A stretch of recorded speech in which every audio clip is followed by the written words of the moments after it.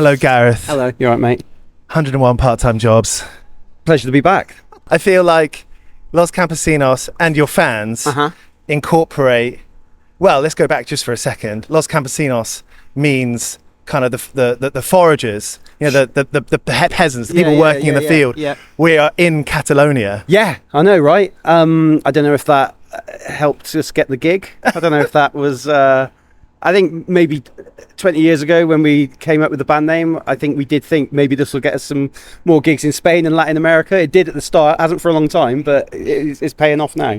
And coming here, I've been to Barcelona a few times. Not alone, but no excuse in thinking. I never really read into what the tension between Catalonia and Spain has been. Now my older brother lives up in the north of Spain, so I understand a bit more.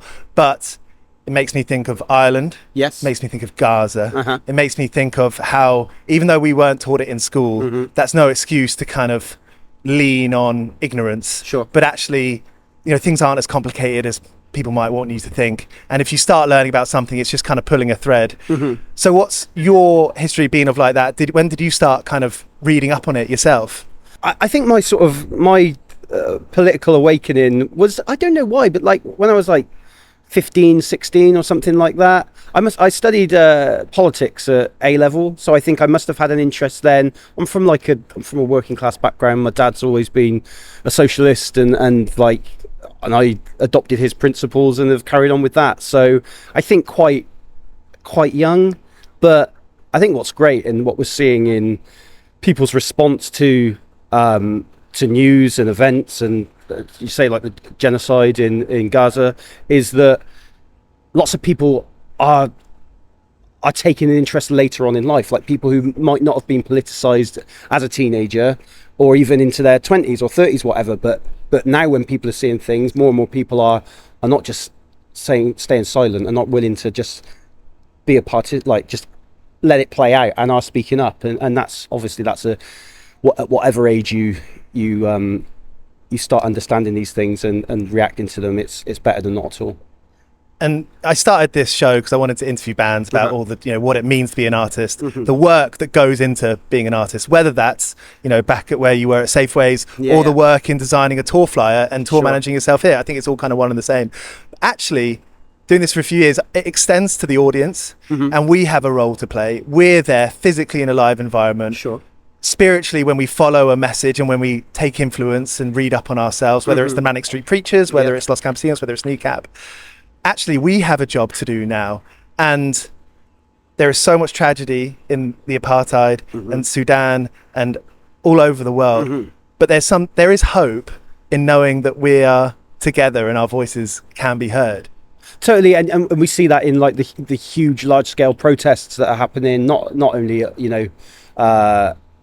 in support of Palestine, but be it in support of trans rights or anything like that people are coming together to work with. And yeah, I think relating it to our band is, as you say, like it feels like a community, and it feels like we're on the stage and people are in the pit, but that's the only difference between us and the crowd, and it doesn't feel like a difference at all. So we just got back from the US and we did a run of short run of shows over there, and just every night we by chance we just happened, all the venues we're playing were quite punky venues, and the last gig of the tour in New York, which is our biggest ever New York show, and it's in like this like dingy warehouse vibe with like the stage is 2 feet tall, crowd right on top of us, and it's just sick to like feel that energy. And it's going to be really interesting to see how it feels, you know, on a huge stage in the open air looking out at the Mediterranean Sea. So yeah, can't wait. One really cool thing about Primavera the last few days, I've seen so many people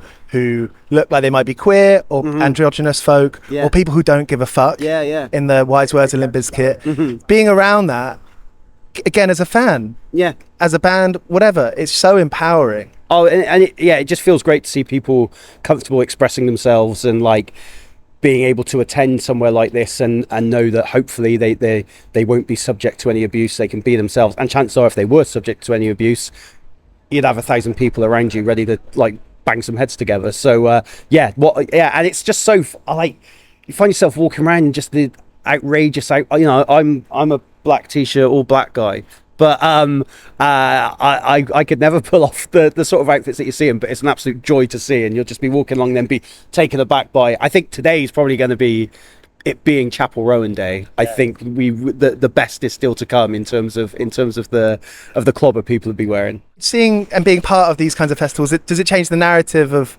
what you're writing about and how you feel about what you do? It doesn't change what I write about, because I never write until I have to, so I only write when we're in the studio. So I'm not really ever thinking about it. But it's certainly being in this band is amazing. It's the best thing that's ever happened in any of our lives, sort of thing. That's an obvious thing. But each show we do, I think, especially now we are truly independent, like self-releasing, self-managing, etc., to do something like this on our own. And as you said, like, I've tour managed it, like, and to organise this interview, I was messaging you. Yeah. But like, from booking the flights, or organising the freight of the gear between Barcelona and Porto next week, like every element of it, and it's like, I can do that, and I'm good at it, and I'm better than other people we've worked with in the past, and it's their like full-time gig. So it's everything that the band does is just a further, like, it feels great. And to get this opportunity, this is the festival we've wanted to do for, like, we've never done it before, and it's always eluded us, and to get to do it 19 years into our career is I'm glad it's not happened before. I'm glad it's happening now. Yeah, quality, and we're stoked to be here. Yeah. Oh mate, I'll keep an eye out for you in the pit. Just to finish, thinking about music as like an ecosystem, whether it's your band, friends bands, independent bands all over the country and the world, there is more of a conversation, and of course that's what we want to do on this show, is a big part of it. But everywhere there's a conversation about how can art be sustainable in a time where big tech has taken over, and just all these various factors making it harder and harder for people to create independently in a sustainable way. Has there been a moment in the last few years, after being in a band for 18-19 years, that you're like, okay, we are in a sustainable part now? I mean, I guess one example might be looking at streams for All Hell and wondering how much you made from that. Well, do you know what the thing is? The first like 5 years of being a band, we were on a wage. We had a record deal and stuff like that, and for the past year we have been able to put ourselves on a wage, and not enough for it to be full time, but it's enough to pay the bills, pay the mortgage, and that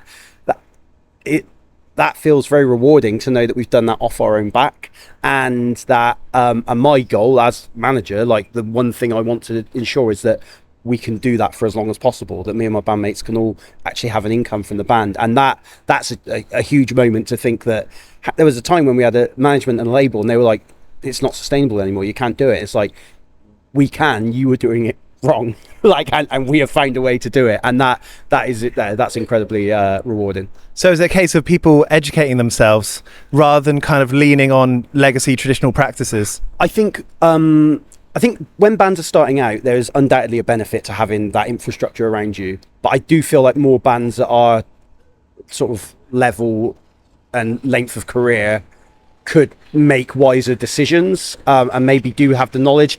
But then I do think nobody starts a band because they want to make spreadsheets and do budgets and stuff like that. You're not thinking about making money when you start it. No, not if you are, then you're in it for the wrong reasons, isn't it? And you're going to be disappointed. So and you can see how that's dangerous. Sorry to butt in, because you start doing something because you want to do it, but then at some point you're like, well, I've lost all this money.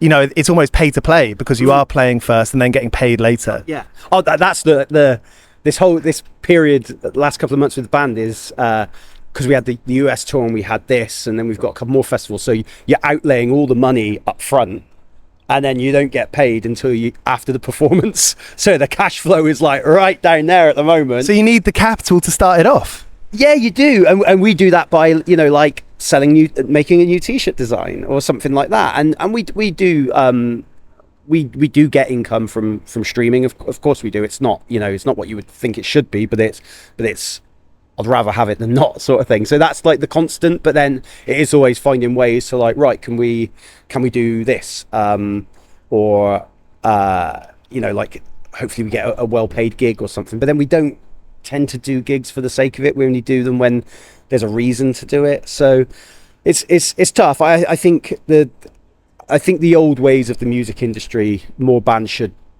like really contemplate if it needs to be that way. But also, as I say, nobody gets into being in a band because you want to do spreadsheets. So it's a tough one. I think of UMore. Do you follow them? The United Musicians AW. They. Oh yes, sorry, yeah. I wouldn't. I didn't. I pronounce it with the letters rather than as a word. Yeah, absolutely. Yes, I do. Yeah, and what they're doing is really positive work.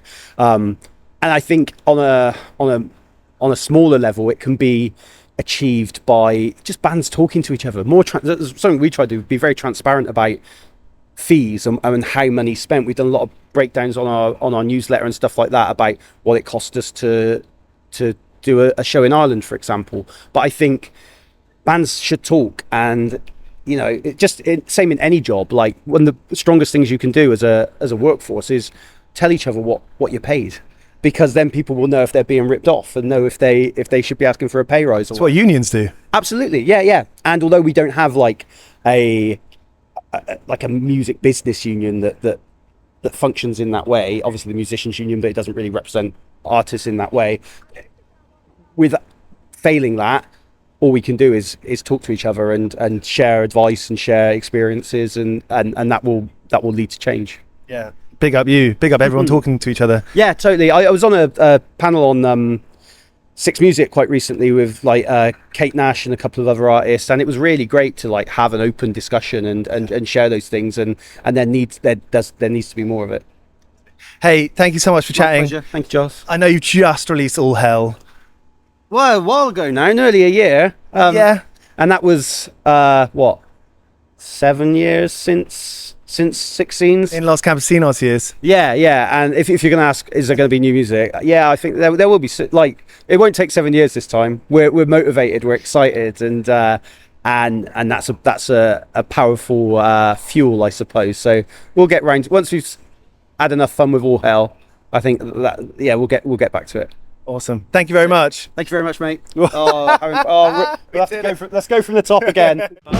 Cheers for watching. This is 101 Part-Time Jobs. You can find us on Apple, Spotify, and all podcast apps. We've done interviews with Aurora, Kneecap, Idols, Lauren Maybury of Churches, and loads more. So tap into 101 Part-Time Jobs on Spotify, Apple, and all podcast apps.